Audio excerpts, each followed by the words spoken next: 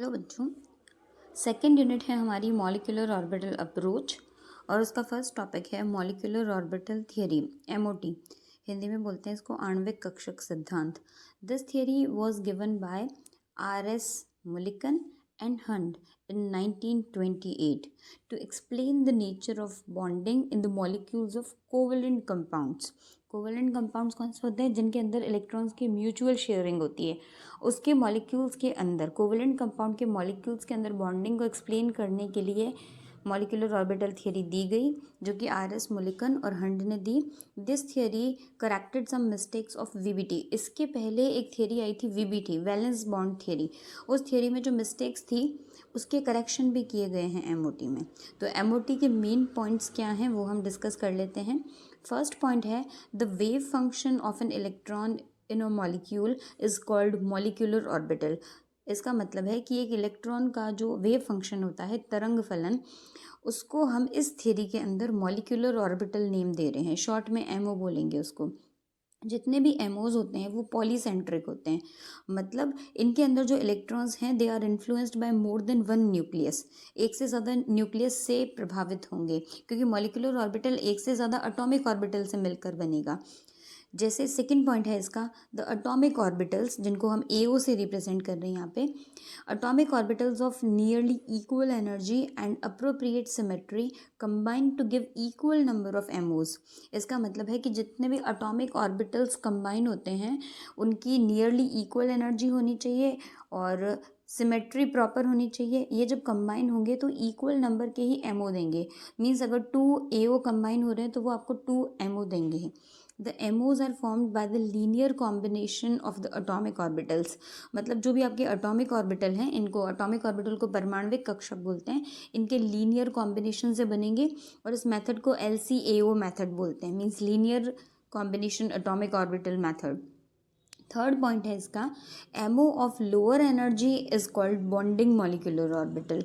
Obviously जो आपके lower energy वाला एमओ है उसको हम बॉन्डिंग मॉलिक्यूलर ऑर्बिटल बोलेंगे और उसको रिप्रेजेंट करेंगे। हमने यहाँ पे सिंबल यूज़ करा है साई बी, मतलब बॉन्डिंग से।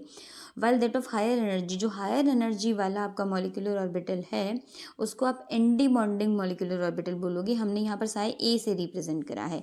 एक्चुअली इसको हम साई स्टार से रिप्रेजेंट करते हैं। इसको हम ऐसे भी बता सकते हैं कि आपका जो साई बॉन्डिंग है, जो आपके wave function A and B होते हैं, ये जब प्लस हो रहे हैं तब आपको साई बॉन्डिंग मिलेगा, मतलब बॉन्डिंग मॉलिक्यूलर ऑर्बिटल का वेव फंक्शन मिलेगा। और जब ये माइनस हो रहे हैं तब आपको एंटी बॉन्डिंग मॉलिक्यूलर ऑर्बिटल का वेव फंक्शन मिलेगा। इसको डायग्रामेटिकली ऐसे रिप्रेजेंट कर सकते हैं कि ये एनर्जी का एरो है, एटॉमिक ऑर्बिटल्स कंबाइन हो रहे हैं 1 and 2। This is your bonding molecular orbital and it is your anti bonding molecular orbital. Anti bonding वाला हायर एनर्जी का है, बॉन्डिंग वाला लोअर एनर्जी का है। देन फोर्थ पॉइंट देखते हैं each molecular orbital can accommodate maximum 2 electrons with opposite spins. Means जो हमारा ईच मॉलिक्यूलर ऑर्बिटल है उसके अंदर मैक्सिमम 2 इलेक्ट्रॉन्स रह सकते हैं अपोजिट स्पिन वाले। As per convention the bonding molecular orbitals are denoted by Greek symbols. जो भी आपके बॉन्डिंग मॉलिक्यूलर ऑर्बिटल्स हैं उनको हम सिग्मा और पाई से रिप्रेजेंट करेंगे, और जो आपके एंटी बॉन्डिंग मॉलिक्यूलर ऑर्बिटल्स हैं उसमें हम सिग्मा और पाई के साथ स्टार भी यूज़ करेंगे। फिफ्थ पॉइंट है the electrons of the constituent atoms of a molecule are distributed over all the available MOs in accordance with N+L rule, Pauli's exclusion principle and Hund's rule। इसका ये मतलब है कि जितने भी इलेक्ट्रॉन्स होते हैं वो एमओ के अंदर उनका डिस्ट्रीब्यूशन होता है N+L रूल के अकॉर्डिंग, जिसको हम ऑफबो रूल भी बोलते हैं। पाउलीज रूल भी हम फॉलो करते हैं इसमें, और हंड्स रूल भी फॉलो करते हैं, जो कि इलेक्ट्रॉनिक कॉन्फ़िगरेशन के रूल्स होते हैं वही रूल्स इसमें भी फॉलो होंगे। सिक्स्थ पॉइंट है like atomic orbitals the molecular orbitals can also be arranged according to their energies। Molecular orbital यहाँ पर एनर्जी के अकॉर्डिंग ही अरेंज होते हैं। जैसे लोअर एनर्जी वाला मॉलिक्यूलर ऑर्बिटल पहले आएगा और उसके बाद सीक्वेंस चलेगा लोअर टू हायर, तो ये एनर्जी के अकॉर्डिंग ही अरेंज होते हैं। The internuclear axis is generally taken to be in the z direction. Internuclear axis हम जनरली जेड डायरेक्शन में लेते हैं एमओटी के अंदर। नेक्स्ट पॉइंट है कि for the molecules from next point है फॉर द मॉलिक्यूल्स यहाँ फॉर्म्ड कर दो, for the molecules formed from lithium, beryllium, boron, carbon and nitrogen. मतलब लिथियम, बेरिलियम, बोरोन, कार्बन और नाइट्रोजन से बनने वाले जो मॉलिक्यूल्स होते हैं, इनके अंदर 2s और 2p ऑर्बिटल्स की जो एनर्जी है, it is quite close to each other. 2s और 2p की एनर्जी बिल्कुल पास पास होती है, it is close to each other because of the repulsion between the electrons that occupy 2s and 2p orbitals. क्योंकि इनकी एनर्जी बिल्कुल पास होती है, तो 2s और 2p ऑर्बिटल्स के अंदर जो इलेक्ट्रॉन्स होंगे उनमें रिपल्जन होगा, प्रतिकर्षण होगा। इस रिपल्जन की वजह से the energy of the sigma 2p molecular orbital, sigma 2p molecular orbital जो है इसकी हायर हो जाती है पाई 2p ऑर्बिटल से। सिग्मा 2p मॉलिक्यूलर ऑर्बिटल की एनर्जी पाई 2p मॉलिक्यूलर ऑर्बिटल से हायर हो जाती है, और ये आपको यहाँ इलेक्ट्रॉनिक कॉन्फ़िगरेशन में भी दिखेगी। Therefore the energies of various MOs follow the order. Mainly हम यहाँ बात कर रहे हैं लिथियम, बेरिलियम, बोरोन, कार्बन और नाइट्रोजन से बनने वाले मॉलिक्यूल्स और आयंस की। यहाँ आप देखो, तो यहाँ पर एमओ एनर्जीज का क्या ऑर्डर होगा, सबसे मिनिमम एनर्जी सिग्मा 1s की, then sigma star 1s, sigma 2s, sigma star 2s, उसके बाद पाई 2px और पाई 2py की इक्वल होगी एनर्जी, देन सिग्मा 2pz आ जाएगा, फिर पाई स्टार 2px और पाई स्टार 2py की इक्वल होगी, and then sigma star 2pz आ जाएगा। तो हमने क्या देखा था कि सिग्मा 2p की एनर्जी जो है सिग्मा पाई पी से ज़्यादा हो जाएगी। आप देख सकते हो सिग्मा 2p की एनर्जी पाई पी से ज़्यादा है, जबकि हम नेक्स्ट पॉइंट जो पढ़ेंगे उसमें इसका अपोजिट होगा। अब देखो, तो अगर हम ट्रिक बनाकर देखें तो 2p के ऑर्बिटल्स का ऑर्डर क्या होगा टिल नाइट्रोजन, नाइट्रोजन तक की बात करें हम 1 2 1 2, मीन्स p के अंदर, p सबशेल के अंदर जो आपके 3 ऑर्बिटल्स होते हैं उनका अरेंजमेंट इस तरीके से होगा 1 2, एंड देन BMO में भी 1 एंड 2, इस तरीके से अरेंजमेंट होगा। देन नेक्स्ट पॉइंट हम देखते हैं कि ऑक्सीजन, फ्लोरीन, Na2 या फिर इनसे बनने वाले जो आयंस होते हैं, इनके लिए energies of 2s and 2p orbitals are not very close.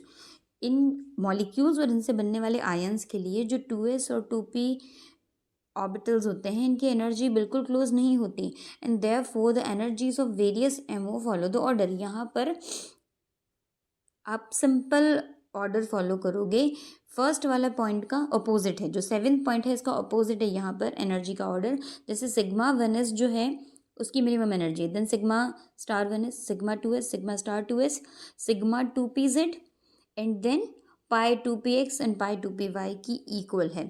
उसके बाद आपको मिल जाएगा पाई स्टार 2px और पाई स्टार 2py की इक्वल है, and then sigma star 2pz।